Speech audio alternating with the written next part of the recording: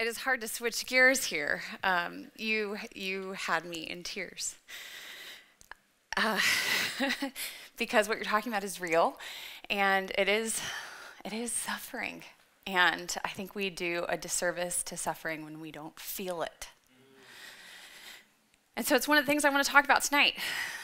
Flannery O'Connor prayed, "It is hard to want to suffer, but I presume grace is necessary for the want." What an extraordinary claim. It is hard to want to suffer, but I presume grace is necessary for the want. My prayer life looks nothing like that. And I don't know about yours, but trusting that there may be some truth there from a woman that I admire and that I trust, that even as we look at the evil in the world, and we don't want to turn away from that and call it evil. Racism is evil. Injustice is evil. But there's a consequent suffering that perhaps God could be using instrumentally for his good, because that's how mysterious and great he is. And so I want to explore her claim a little further. O'Connor prayed this in her journal when she was 20. And I don't think we can just knock it because it's by a 20-year-old zealous girl, because this girl became one of the greatest writers in America. I would say one of the greatest Christian writers America has ever produced. And she's writing it because she's trying to overcome her mediocre faith. And she uses that language.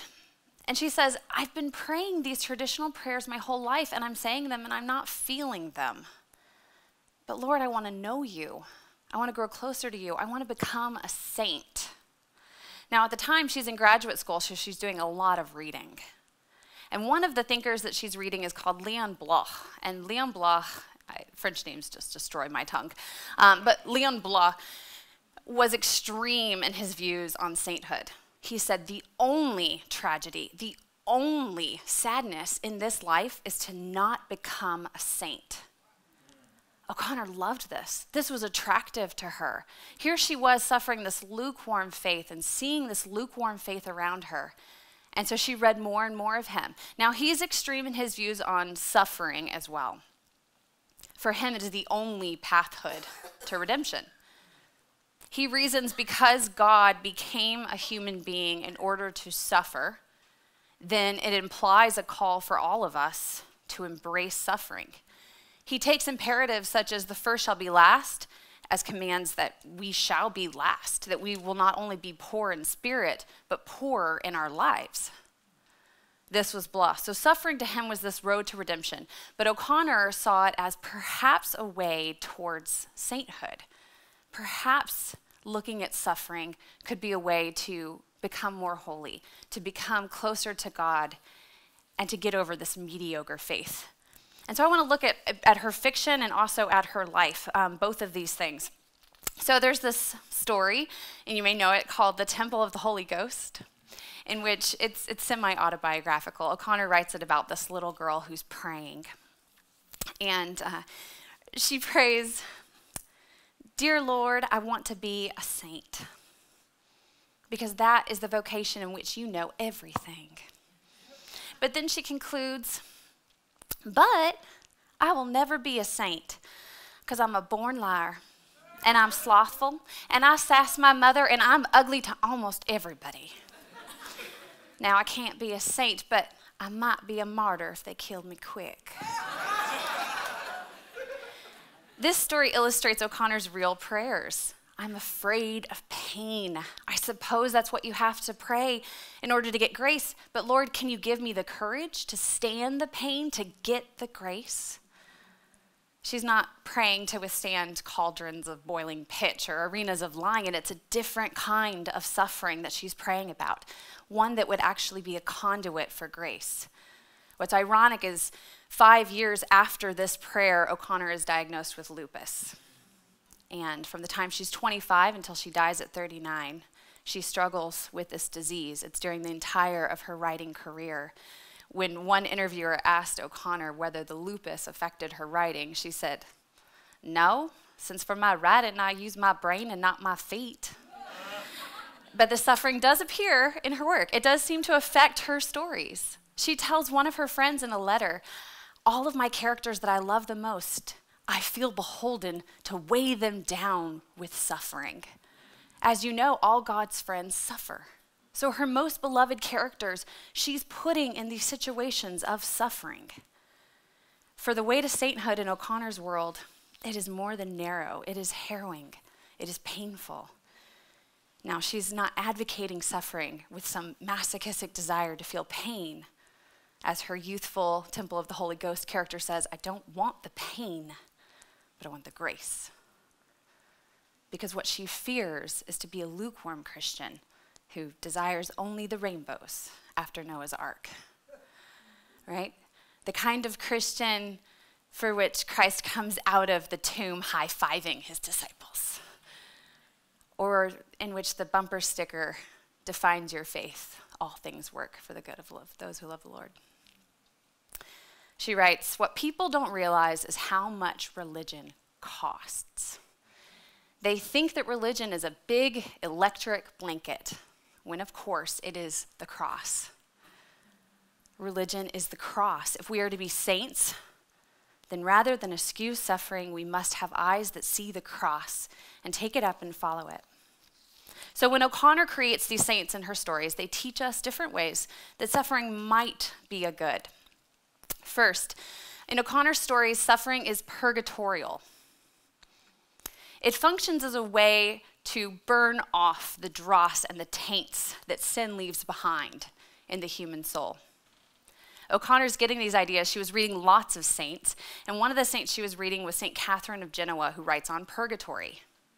And St. Catherine writes, the fire must purge sinners of all the rust and strains of sin in order to be united to that divine love. Only the foreign substance, which is not of God, will be burnt out of the soul. And thus the fire that once pained it will now delight it. This is not a fire of hell, but a divine fire that cleanses one and makes her holy.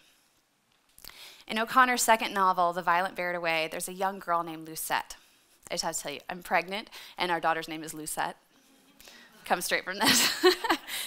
She's the daughter of missionaries who preaches to a congregation about the word of God that burns one clean. Her name is likely drawn from St. Lucy, who is the saint of vision, who also, if you know the Divine Comedy by Dante, is actually one of the saints who carries Dante through purgatory. And Lucette begins her sermon. Jesus is love. If you don't know what love is, you won't know Jesus when he comes. And she tells the story of how God sent his word, Jesus, to be king of the world, and yet the world did not recognize him. When Jesus came, he came on cold straw, warmed by the breath of an ox, and the world said, who is this? Who is this cold blue child and this mother plain as winter? The world could not see how the word of God could be as cold as wind or plain as winter. Where is the summer will of God? The world demands. Where are the green seasons of God's will? Where's the spring? Where's the summer? Where's the electric blanket? So they rejected this word and nailed him to the cross and run a spear through his side. But Lucette reminds her listeners, he will come again. Will you know the Lord Jesus then, she asks. Listen, for the word of God is in my mouth. Are you deaf to this word? It will burn you clean. It burns man and child. Be saved by the Lord's fire or perish in your own. Whew, there it is. There's the ultimate choice that O'Connor offers in all of her stories. Be devoured by the Lord's flame or perish in your own. Will you ultimately allow him to remove through suffering all your unholiness? Or will you destroy yourself by rejecting his word, rejecting his will, and rejecting his suffering? Now, if you haven't read this novel, the primary plot revolves around this choice. And the main protagonist is Francis Marion Tarwater. And it's from him we learn two more ways that suffering might be instrumentally good. His great-uncle Mason has raised Tarwater to be a prophet. But Mason dies at the start of the story, and thus Tarwater gets to make his own way in the world and decide whether he wants to follow his Uncle Mason, who appears slightly crazy to most people, or whether he wants to have this life of hedonism. The title of the story is The Violent Bear It Away. It's drawn from Matthew 11:12. O'Connor had this highlighted in her own Bible, and it reads, "The kingdom of God suffereth violence, and the violent bear it away." And here we have two different ways of suffering. One is the persecution that will be faced by the kingdom of God. And the other seems to be a form of asceticism, in which the violent deny themselves. And we'll go into this one in a second. But neither of these sound appealing to a teenage boy. I don't know why. Mason has warned him about this first kind of suffering that a prophet will face. When Mason's nephew, who's a psychologist, describes Mason, he says that he's delusional and he has called himself. And this infuriates Mason. He starts yelling, "Called myself? I, Mason Tarwater, called myself to be spit upon and beaten, called myself to be snickered at, struck down in my pride and torn by the Lord's eye." Mason here lists out all of these sufferings as examples that it was not his doing. It was not his call to become a prophet. The Lord called him into a path of suffering, not only the kind Lucette mentions, which is purgatorial, to be torn by the Lord's eye and removed of all of his pride, but also another form of external violence in which he's beaten and snickered at, an external persecution. The second type that is mentioned, the violent bear it away, is this asceticism, giving up the luxuries of the world in order to follow Christ. O'Connor refers to St. Thomas Aquinas' gloss on this verse in Matthew. She says the violent here that Christ is talking about are those ascetics who strain against nature, like the prophets of the Old Testament, or the apostles, or the early church fathers, or the saints like Francis. It refers to those who forego the feasts of Babylon. They live nomadically, without roofs and sofas. They suffer as a vocation. By the end of the narrative, Tarwater does receive this call to sainthood. He says he begins to feel hungry, but no longer as a pain, but as a tide. The narrative says it is a hunger for the bread of life. He felt it rising in himself through time and darkness, rising through the centuries. And he knew that it rose in a line of men whose lives were chosen to sustain it, who would wander in the world strangers from that violent country where the silence is never broken except to shout the truth. And here Tarwater understands himself as chosen to suffer violence. He is part of the violent country, the kingdom of heaven, and must wander like Elijah and Paul and Francis, for whom he has been named. Tarwater also lists out Abel as one of his predecessors, implying that he might be called to martyrdom. As he walks towards the city where he will begin his ministry, his eyes are described as singed deep in their sockets. For he too has been burned clean by the word of God. He is ready to suffer self-denial and as well as persecution. Now in America, most of us consider ourselves free from persecution. As far as being Christians, we don't fear the removal of our property or public stoning. And yet, as St. Jerome, one of the early church fathers, writes to a young novice, he says, "What a terrible mistake, my brother.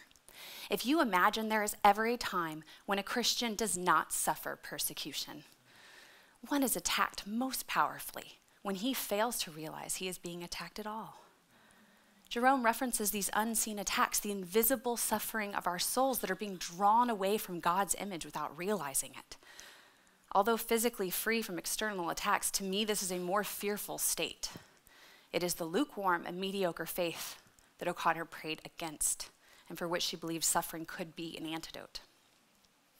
So the last way I wanted to talk about suffering is as volitional, as chosen by us to undergo. My favorite O'Connor character, I believe, is a saint. Her name is Mrs. Greenleaf, and she comes from a story that is named after her, Greenleaf, but it actually revolves around Mrs. May, who's another character. Mrs. May is a good Christian woman with a large respect for religion, though of course she did not believe any of it was true. While she orders around her field hand, Mrs. May is stopped short by a guttural, agonized voice crying, "Jesus, Jesus." Fearing that someone has been hurt, Mrs. May rushes to only find Mrs. Greenleaf sprawled out on her hands and her knees with her head buried in the ground. And Mrs. May shrilly demands, "What is going on here?" And Mrs. Greenleaf pops up, her face a patchwork of dirt and tears, and she ignores her entirely. "Jesus, stab me in the heart, Jesus, stab me in the heart." And Mrs. May has no idea how to respond. Now, Mrs. Greenleaf considers these prayer healings, is what she calls.